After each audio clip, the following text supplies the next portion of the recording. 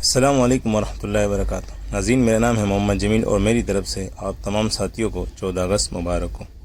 آج ہم صرف ان تاریخی تصاویر کا تذکرہ کریں گے جو 1906 سے لے کر 1948 کے درمیانی سالوں میں لی گئی ہے۔ محمد علی جناح اپنے 71ویں سالگرہ کے موقع پر ڈان اخبار پڑھ رہے ہیں۔ پاکستان میں ان کی یہ پہلی سالگرہ ہے جو 25 دسمبر 1947 کو منائی گئی۔ اتفاق سے یہ آخری سالگرہ بھی ثابت ہوئی۔ بعد میں 1948 کو وفات پا گئے۔ یہ تصویر اگست 1947 کو دہلی میں موجود مہاجر کیمپ کے باہر کھینچی گئی تھی۔ تصویر میں دیکھا جا سکتا ہے کہ ایک نوجوان اپنے سر پر پریشانی کی حالت میں ہاتھ رکھا ہوا ہے اور ان کے اطراف میں مہاجر کیمپ نظر آ رہا ہے۔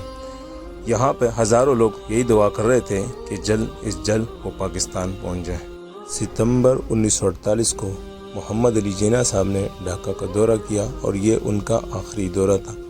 ناظرین، آپ کو یاد ہونا چاہیے کہ آل انڈیا مسلم لیگ کی بنیاد 1906 میں ڈھاکہ ہی میں رکھی گئی تھی۔ مسلح افراد کا یہ جتھا باچا گل کا منتظر ہے جن کی سربراہی میں کشمیر میں جنگ لڑی گئی تھی اس وقت، اور کشمیر میں یہ بیک سائڈ پہ داخل ہوئے تھے جہاں آج آزاد کشمیر ہے۔ زیر نظر تصویر سید و بابا کے پوتے مینگل عبدالودود کی تصویر ہے جو اس وقت سوات کا بادشاہ تھا۔ بعد میں انہی کی رضامندی سے انہوں نے 24 نومبر 1947 کو دستاویزات پر دستخط کر کے پاکستان کا ساتھ دیا۔ قائداعظم علی جناح اور ان کی بہن کے ساتھ بیٹے ہوئے شخص کا نام صادق محمد عباسی ہے جو اس وقت بہاولپور کے نواب تھے۔ انڈیا نے ایڑی سے چوٹی تک کا زور لگایا تاکہ وہ انڈیا کا ساتھ دے، لیکن قائداعظم کی بدولت انہوں نے پاکستان کا ساتھ دیا، یعنی پاکستان کے ساتھ الحاق کیا۔ تصویر میں نظر آنے والے یہ چھوٹے بادشاہ کا نام مسٹر جارج مراد علی خان تالپور دوئم ہے۔ اس کے باپ نے اپنی بیماری کے باعث اسے خیرپور کا بادشاہ مقرر کیا۔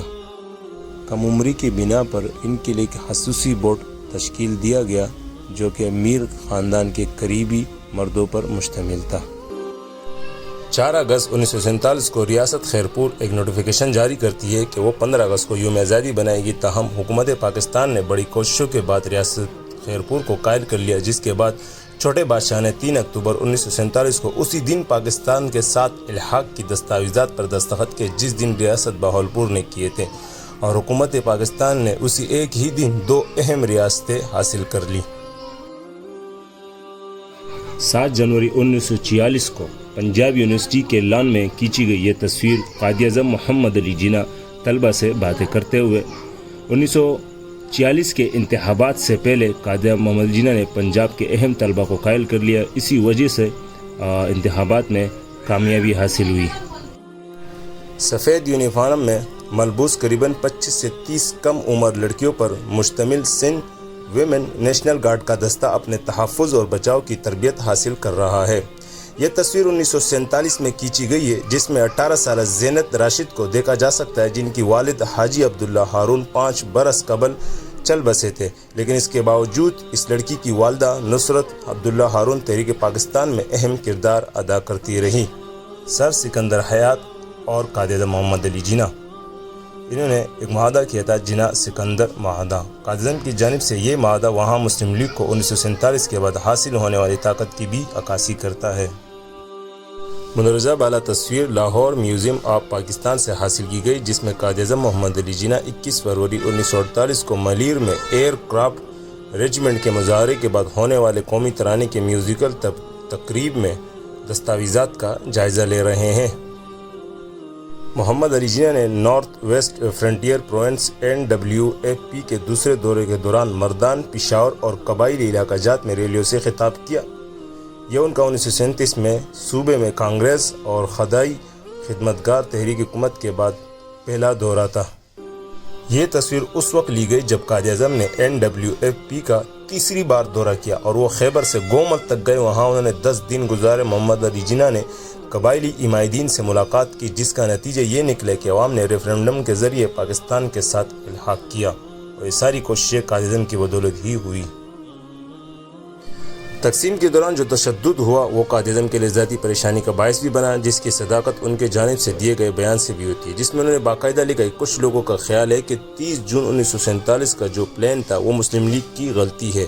میں انہیں بتانا چاہتا ہوں کہ اس کے کسی بھی متبادل فیصلے کو قبول کرنے کے بھی تباہ کن نتائج ہوں گے۔ ناظرین، یہ بات تو واضح ہے کہ اگر یہ پلان اگر نہیں ہوتا تو آج انڈیا میں مسلمانوں کی حالت دیکھ لو، اس سے بدتر حالت بھی ہماری ہوتی۔ تحریک پاکستان کے اہم رہنما محمد عیسیٰ نے قائد-اعظم کو بلوچستان کے دوروں میں سہولت فراہم کی اور ان کی وہاں کے بلوچ رہنما سے ملاقات کروائی۔ محمد علی جناح کا یہ دورہ ان کے بہت سارے دوروں میں سے ایک ہے۔ سبھی میں قیام کے دوران انہوں نے خان اب قلات کے ساتھ 3 ملاقات کی، جن میں قلات سے الحاق سے متعلق معاملات زیر غور لائے گئے۔ ناظرین، خان اب قلات اور محمد جناح کے درمیان بہت ساری باتوں کو متفق طور پہ نہیں ہوئے، لیکن محمد علی جناح نے بلوچستان اور کوئٹہ میں لوگوں کے دلوں اور ذہنوں کو فتح کیا ہوا تھا۔ زیر نظر تصویر میں مغربی پنجاب اور دوسرے مسلمان اکثریتی صوبوں کے مسلمانوں کی بہت بڑی تعداد کو امرتسر کے ریلوے اسٹیشن پر دیکھا جا سکتا ہے، جو بعد ازاں بذریعہ ٹرین لاہور پہنچا۔ ناظرین، ہجرت کرنے والوں میں مسلمانوں کی بہت بڑی تعداد شامل تھی، جس میں کئی ٹرینیں آئیں۔ ایک ٹرین تو لاشوں سے بھری ہوئی آئی تھی اور دوسری ٹرین صحیح سلامت پہنچی تھی۔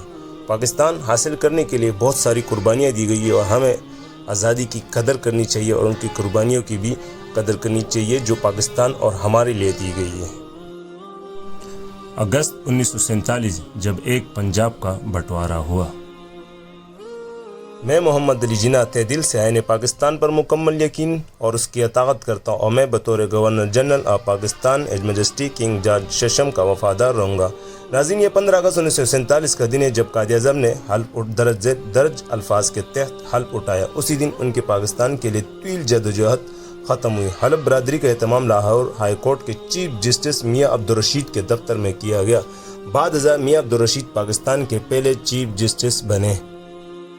قائد-اعظم کے سابق نیشنل گارڈ ADC سعید ہارون سالار کمانڈر مسلم لیگ نیشنل گارڈ کی حیثیت سے بولڈن مارکیٹ کراچی میں ہونے والے جلوس کی قیادت کرتے ہوئے قائد-اعظم محمد علی جناح پاکستان کے آئین ساز اسمبلی میں وائسرائے کی تقریر کا جواب دیتے ہوئے اس موقع پر برطانوی سرکار نے اپنے اختیارات پاکستان اور ہندوستان کو منتقل کی۔ ناظرین، کے پیچھے بینچوں پر بیٹے لارڈ لوئس ماؤنٹ بیٹن اور ان کے پیچھے بائیں جانب بیٹے لیڈی ایڈوینا ماؤنٹ بیٹن ہیں۔ تقسیم ہند کا سلسلہ جاری۔ ہندوستان کے آخری viceroy Louis Mountbatten viceroy house میں مطالعہ کرتے ہوئے ان کے دائیں طرف مسلم لیگ کی جانب سے قائد-اعظم محمد علی جناح، نواب زادہ لیاقت علی خان اور سردار عبدالرب نشتر، جبکہ ان کے بائیں طرف کانگریس کی جانب سے جواہر لال نہرو، سردار ولبھ بھائی پٹیل اور آچاریہ کرپلانی، اور سکھوں کی جانب سے سردار بلدیو سنگھ نمائندگی کرتے ہوئے۔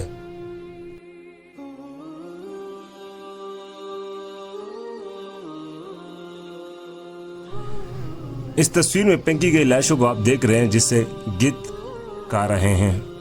ناظرین، ہندو اور سکھوں نے اس قدر ظلم کیا جس سے ابلیس بھی شرما جائے۔ اس پاکستان کے لیے کتنی ساری قربانیاں دی گئی، عورتوں، بچوں، بوڑھوں، یہاں تک کہ کہانی یہ بھی ہم نے ابھی ایک کتاب میں پڑھی جس میں تحریک پاکستان کی کتاب میں، جس میں لکھا ہوا تھا کہ ایک بھائی اپنی بہن کو ہندوؤں کے چنگل سے بچنے کے لیے خود ہی ذبح کر رہے ہیں۔ اللہ کی پناہ۔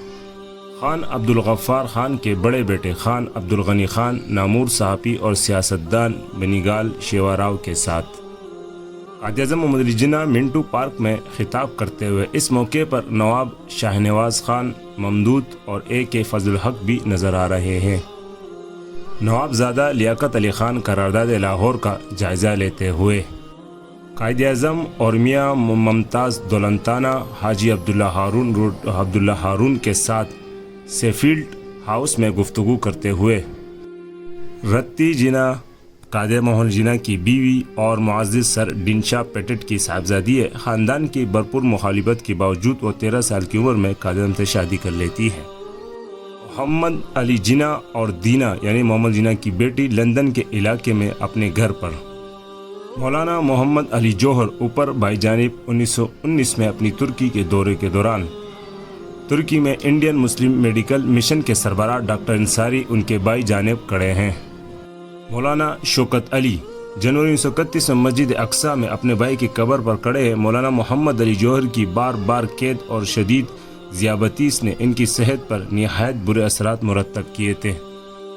سر محمد اقبال 30 دسمبر 1930 کو الہ آباد میں ہونے والے مسلم لیگ کے سیشن میں شرکت کی، جہاں انہوں نے تاریخی آلات خطاب کیا۔ گاڑی میں ان کے دائیں جانب بیٹے حاج عبداللہ ہارون ہیں، ان کی گاڑی کے ساتھ کھڑے نوجوان یوسف ہارون ہیں۔ گاڑی کے بائیں جانب شروع میں کھڑے ہوئے شاعر حفیظ جلندری ہے، جنہوں نے بعد ازاں 18 برس بعد پاکستان کا قومی ترانہ لکھا۔ نواب وقار الملک ریاست حیدرآباد کے ایک ممتاز سیاسی شخصیت تھے۔ انہوں نے ہی ڈھاکہ میں ہونے والے آل انڈیا مسلم لیگ کی سب سے پہلے اجلاس کا افتتاح کیا۔ ڈھاکہ کے نواب سلیم اللہ خان، جو ایک قابل عزت تعلیم دان، قانون ساز اور تقسیم بنگال کی تحریک میں سب سے متحرک رہنے والی شخصیت تھے، ڈھاکہ میں منعقدہ آل انڈیا محمدن ایجوکیشنل کانفرنس کے اس اجلاس کی میزبانی کرتے ہیں، جو آل انڈیا مسلم لیگ کی بنیاد کا باعث بنا۔ سر سلطان محمد شاہ آغا خان سوم، جو دنیا بھر میں پہلی اسماعیلی کمیونٹی کے روحانی سربراہ ہیں، انہوں نے آل انڈیا مسلم لیگ کے قیام میں تشکیلی کردار ادا کیا اور انہوں نے 1907 سے لے کر 1913 تک آل انڈیا مسلم لیگ کے بطور پہلے صدر اپنے خدمات سر انجام دی۔ بعد ازاں انہوں نے لیگ آف نیشنز کی صدارت کا عہدہ بھی سنبھالا۔ آل انڈیا مسلم لیگ کے بانی ممبران 30 دسمبر 1906 کو شاہ باغ کے 12 دری کے مقام پر موجود ہے۔ آل انڈیا مسلم لیگ علی گڑھ کے سر سید احمد خان کے وژن سے ظہور پذیر ہوئی، جبکہ آگے چل کر 1947 میں تشکیل پاکستان کا باعث بنی۔ پاکستان کی یہ تھی مختصر سی تاریخ تصویروں کی روشنی میں۔ پاکستان کے 2 بڑے جرم ہیں۔ پاکستان کا ترقی کرنا ہمیشہ دشمنوں کی آنکھ میں کٹکتا ہے، اور خاص طور پر ہمارے دشمنوں کی نگاہ میں پاکستان کے 2 جرم ہیں۔ ایک یہ کہ پاکستان اسلام کے نام پر بنا اور اسلام کے نام پر وجود میں آیا، دوسرا یہ کہ پاکستان ایک ایٹمی طاقت ہے۔ ہماری دشمنوں کی نظر میں پاکستان کے 2 جرم ناقابل معافی ہے، لہٰذا انہوں نے طرح طرح کی سازشیں کر کے ہمارے اندر کئی ساری پٹ ڈلوائیں، مذہبی جماعتوں کو تقسیم کیا، ذات پات کو تقسیم کیا، ہر جگہ تقسیم کیا، اور کچھ مسلمان پاکستانی ان کی سازشوں میں آ کر یہ بھی کہتے کہ پاکستان کا بننا ہی غلط تھا۔